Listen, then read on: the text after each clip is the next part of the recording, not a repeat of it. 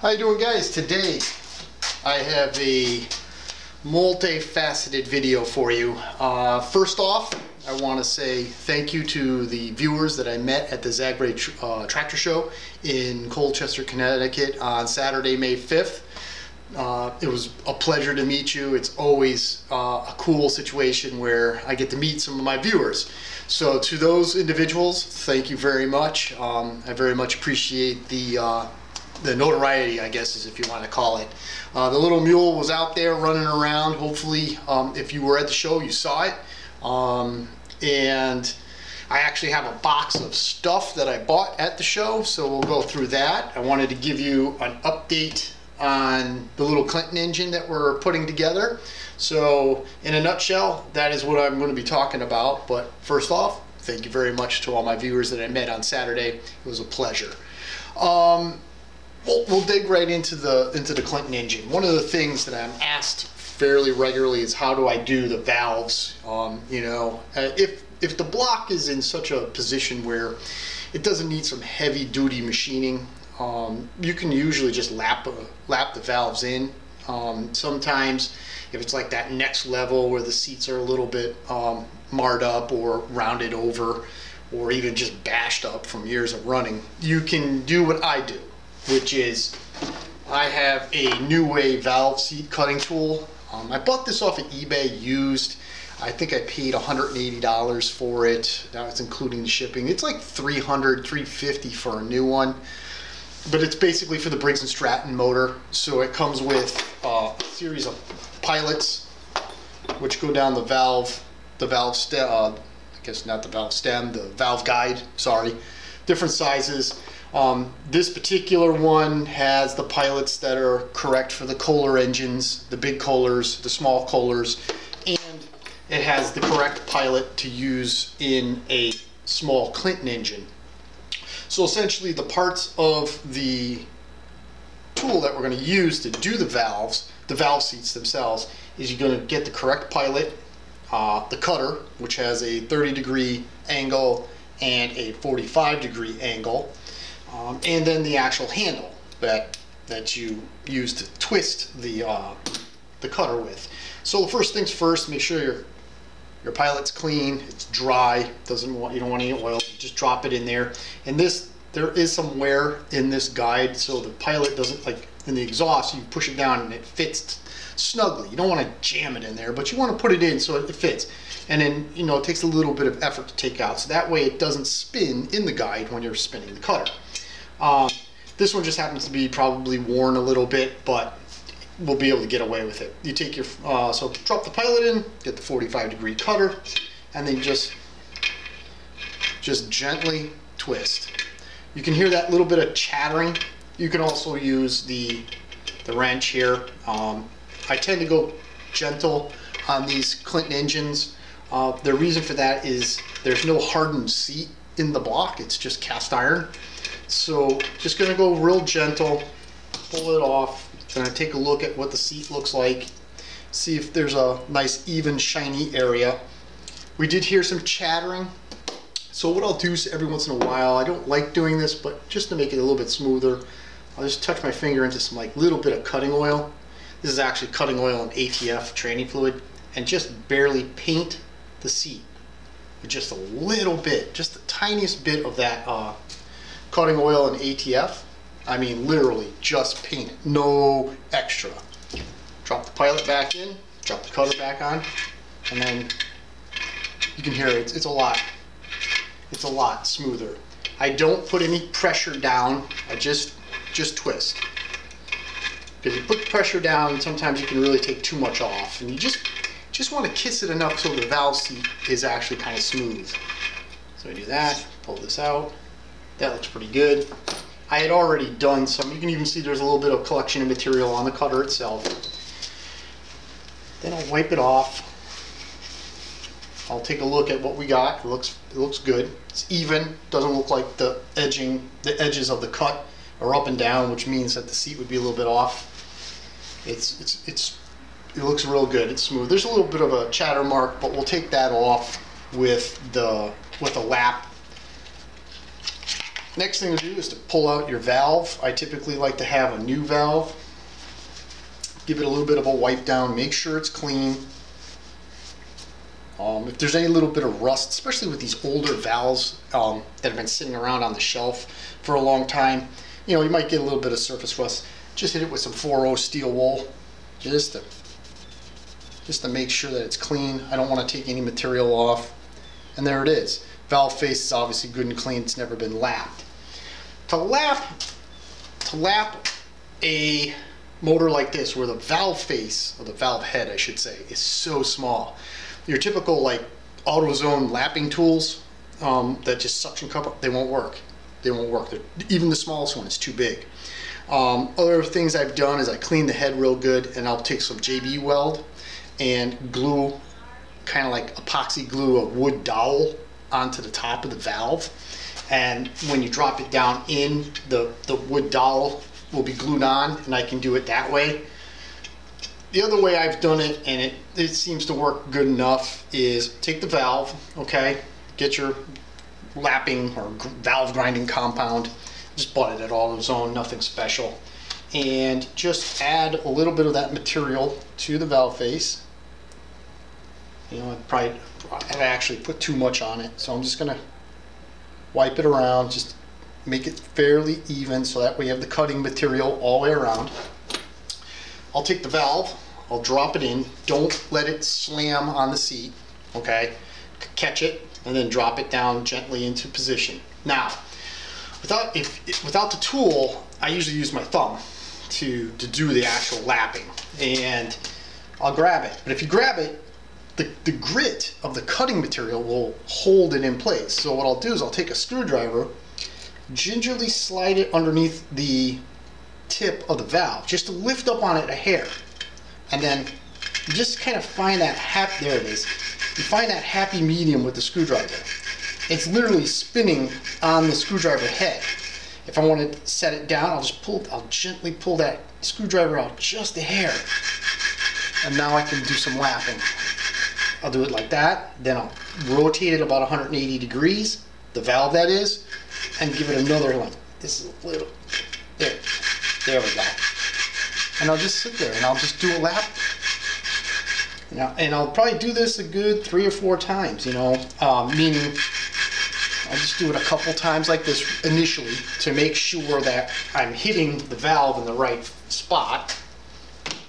So pull that out, pull this up. The valve compound is everywhere. Just kind of give it a good wipe off with that. Take a look at where it's hitting. I don't think this camera is going to be able to show you, but I'll move it around. The mark is right in the center of the valve, like, face. So that's optimal. That tells me that the tool did its job. The valve grinding tool. Wipe off the seat. I'll take a look. I can see like almost all the marks are gone off of that valve seat.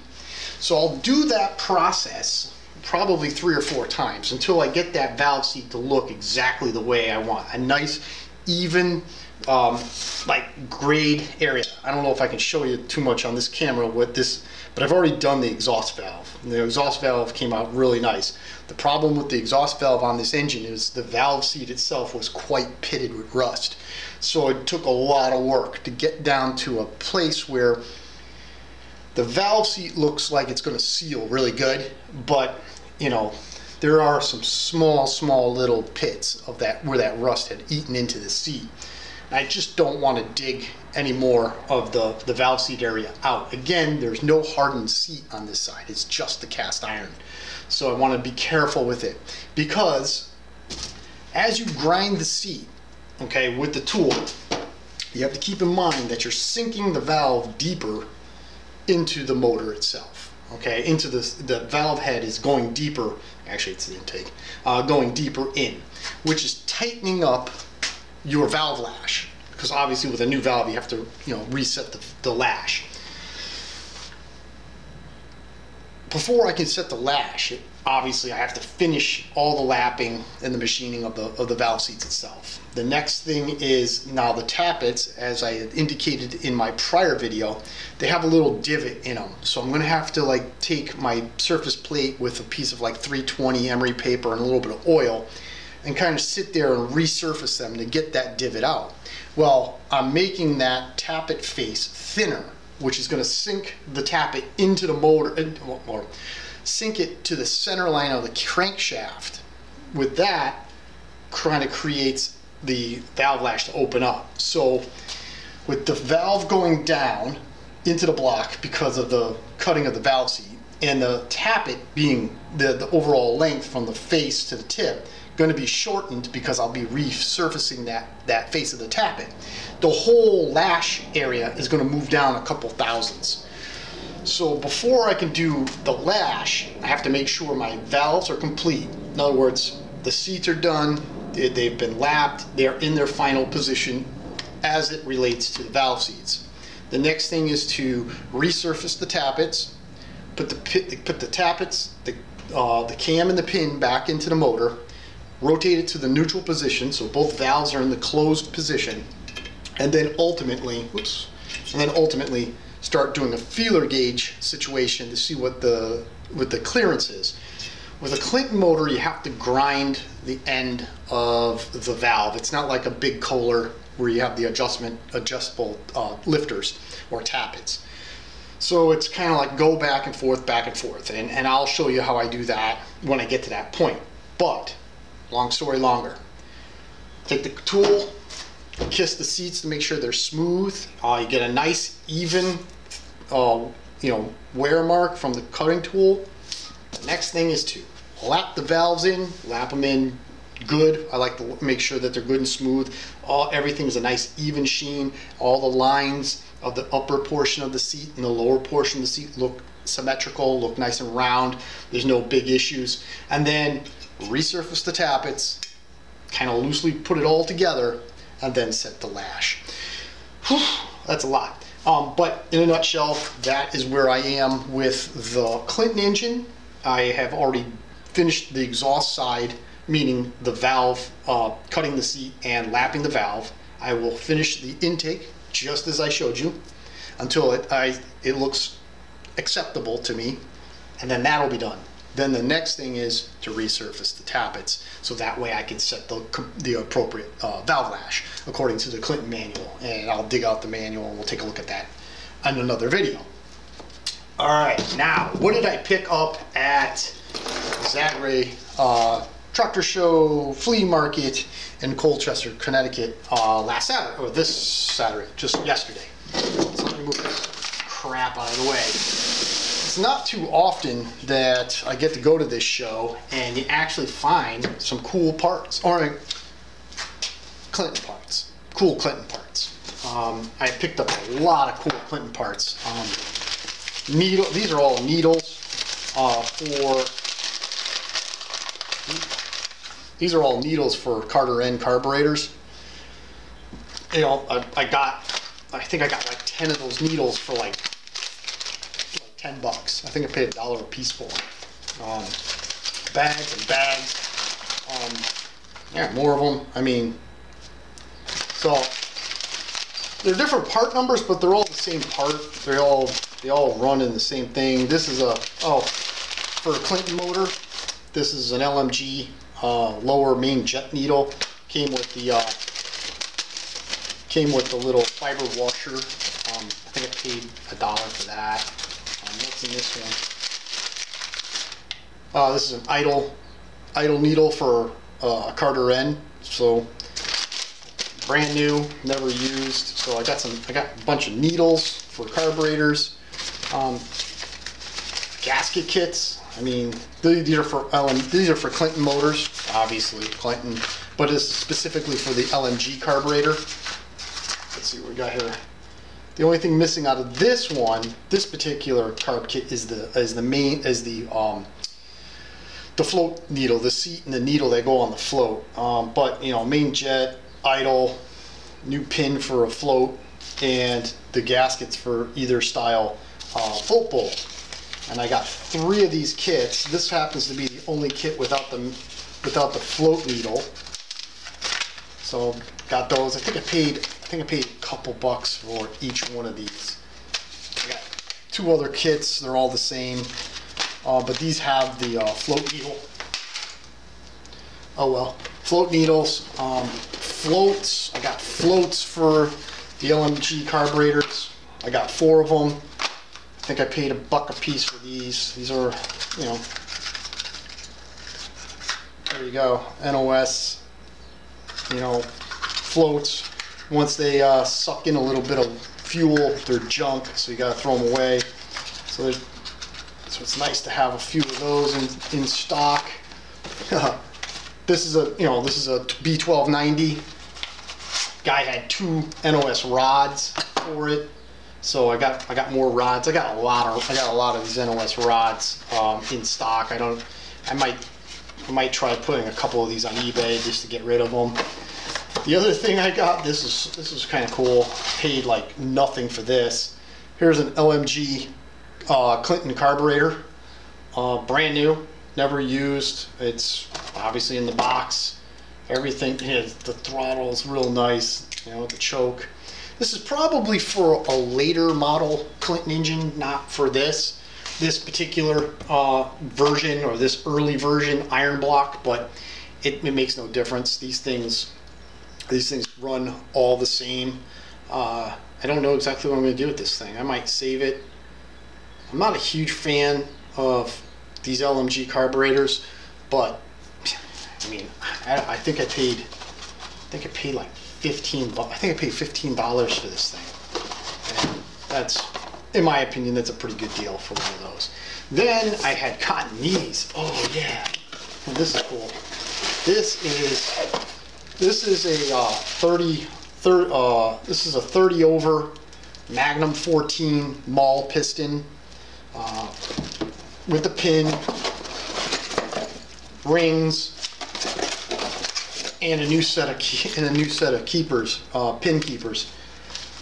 I looked on eBay just before making this video, and there's a couple of them on eBay for $170. Now, I'm not saying this thing's worth $170 because those items are not sold, but I am going to say I only paid $20 for it. So I'm going to hang on to this piston because I don't know, maybe I might do another 14 horse, and I have an NOS 30 over piston. If I get one with a bad bore, I have the piston to do it.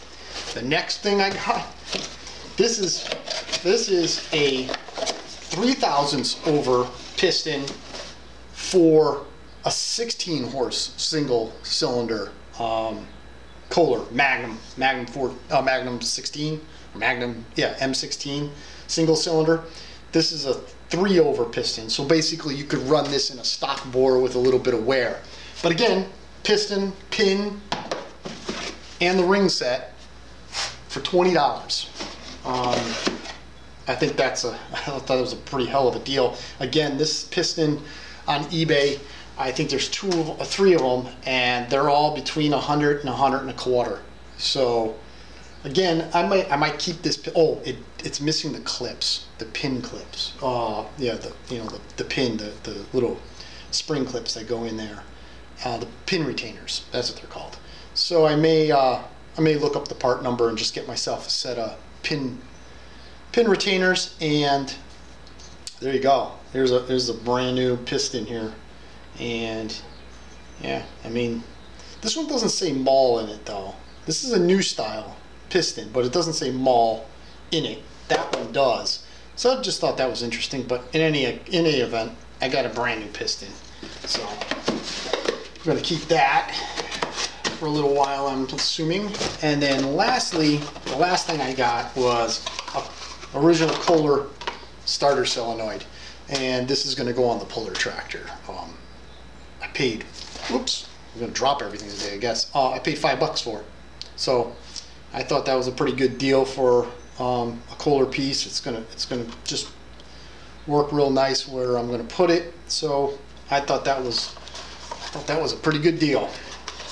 So there you go, guys. I didn't take any videos of the show. In general, there's a lot of people there. I don't know. The things got away from me. I was running around. Before you knew it, the show was pretty much over. Plus, I don't have the video editor, so it would have been a convoluted, chopped up mess. But there it is. So I think I did pretty good at the show. I'm real happy with what I got. Oh, I got a set of tires, but those are down in the cellar. Just some 4.8 tires. Nothing drastically cool. So there it is, guys.